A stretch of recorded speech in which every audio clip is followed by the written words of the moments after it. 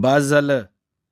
बास झालं मनातल्या मनात रडणं आणि जगासमोर मी खुश आहे म्हणून खोटेपणाने मिरवणं.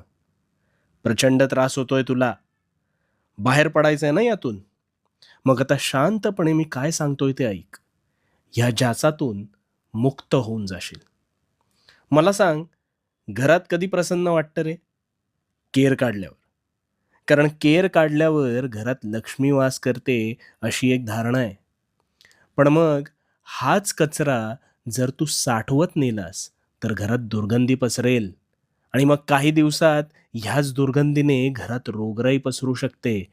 मग नको असलेला विचारांचा कचरा, तो मात्र तू नेहमी कळत-नकळत साठवत नेतोस. ज्याची मुळं तुझ्या मनात घट्ट घर करून बसतात आणि मानसिक स्वास्थ्य बिघडवतात. पण मग या विचारांना मानसन्मान कोण देतं रे? मला सांग ना कोण देतं? तूच ना.